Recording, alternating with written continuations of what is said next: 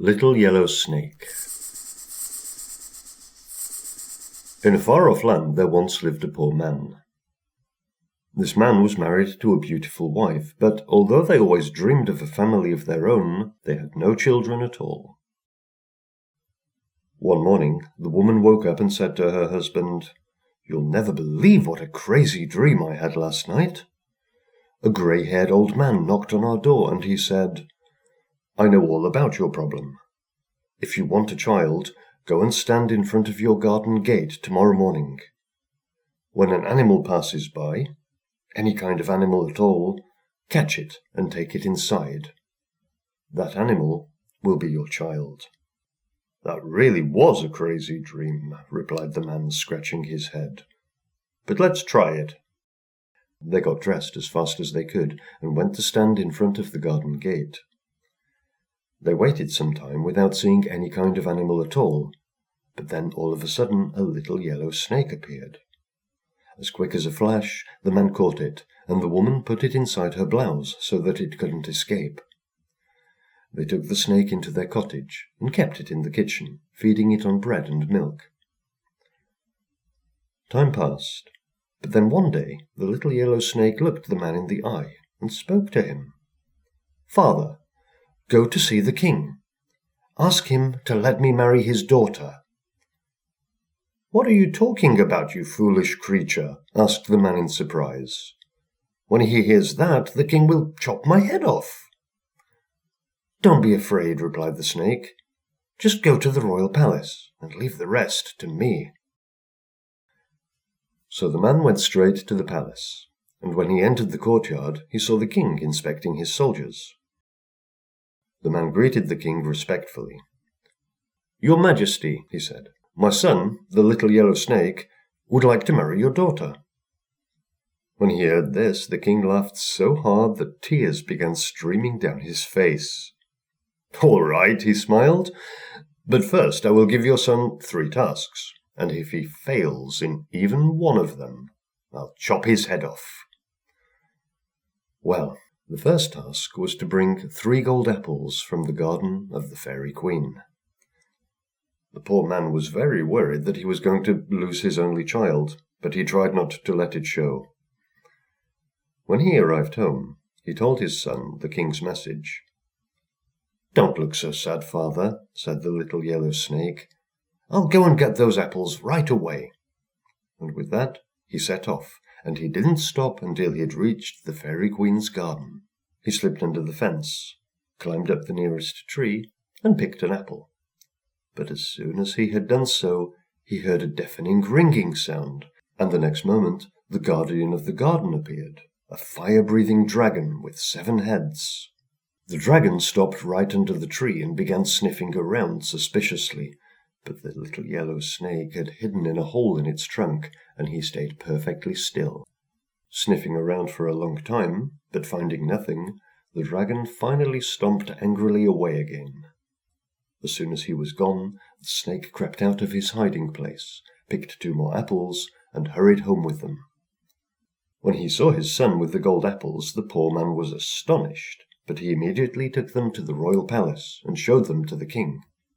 The king inspected the apples from all sides. He was sure that they couldn't really be made of gold, but they were. "Nice work," said the king to the man, "but your son still has 2 more tasks to complete. Tell him that by tomorrow morning, where your cottage now stands, he must build a gold palace just like mine. If he fails, he'll die a horrible death."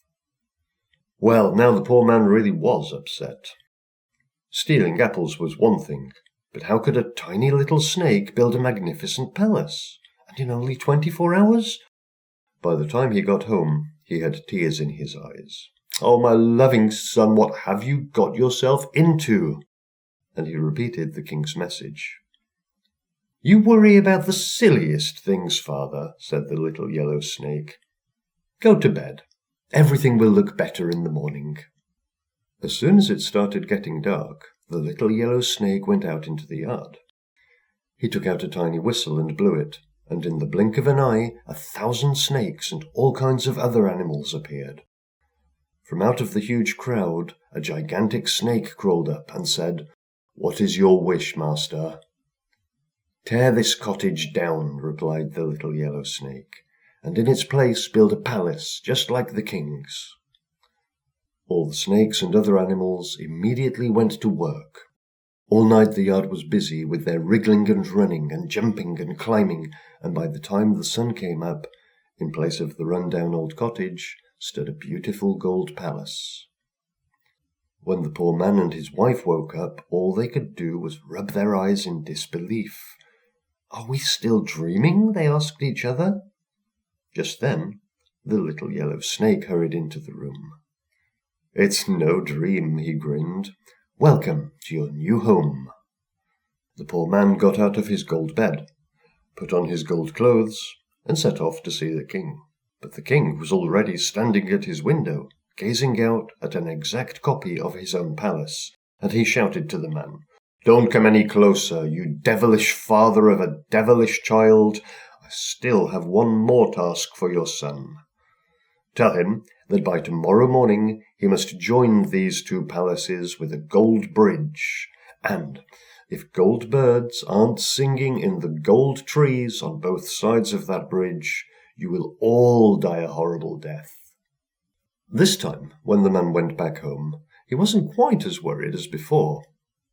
If his son could steal gold apples and build a gold palace, surely he could fulfill this last task as well. And he was right, for the very next morning, as the gold birds were singing in the gold trees, he was walking across the gold bridge towards the royal palace. In his arms he carried his beloved son. After they had said good morning, the poor man spoke up. "Your Majesty, here is my son, the little yellow snake. Let us hold the wedding." Well, the king had no choice but to keep his word. When his daughter saw her future husband, she was speechless, but all the same, that very day, the young princess and the little yellow snake were married. Although the princess never stopped crying that she would rather kill herself than sleep with an ugly yellow snake, and shouting that if she caught him she would strangle him in the evening, the newlyweds went upstairs to their room. As soon as he had crawled through the door, the little yellow snake turned a somersault, and when he landed on the bed, the girl saw not a snake, but a handsome young man. "Don't be afraid of me," he whispered. "I'm not really a little yellow snake. I'm a prince. My father cursed me to walk in the skin of a snake for 7 years, 7 weeks, and 7 days. That time isn't up yet, so don't tell a soul or we'll both regret it." The princess was delighted at this news, and she promised not to say a word to anyone. When she saw her father the next morning, however, he questioned her, and in the end she told him the whole story. "Well, well," thought the king to himself, "if he's a man, I won't let him hide in that ugly snakeskin a day longer." As soon as the princess had left, he called the old witch who lived in the palace garden into the throne room. "I have a special task for you," he said. That evening the witch hid under the princess's bed, and when the handsome young man took off his snakeskin, the old woman grabbed it and burnt it in a frying pan.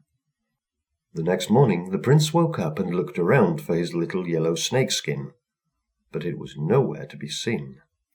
"Oh, my bride," he told the princess sadly, "you broke your promise. Someone has stolen my skin. Now I'll have to return to my father's castle. My curse will last for another 7 days, but if you want to remain my wife, you must follow me there." Then he took out a thick gold band and continued, "I will put this band around your wrists so that you cannot belong to anyone else. I'm going to the Black Castle now. Come straight after me. You must be barefoot, and you must stand in front of the castle gates. For 7 days and 7 nights you have to shout non-stop, 'Come out, cursed prince! Your wife is here!'" They said goodbye, and the little yellow snake set off for the Black Castle in the shape of a man, and his wife followed him. Standing barefoot outside the castle gates, for 7 days and 7 nights she shouted non-stop, "Come out, cursed prince! Your wife is here! Come and take this gold band from my wrists!" When 7 days and 7 nights had passed, the gates of the Black Castle opened wide, and standing in the courtyard was the handsome young prince. He ran straight out to his wife, and while he was hugging and kissing her, the gold band around her wrists simply fell to the ground.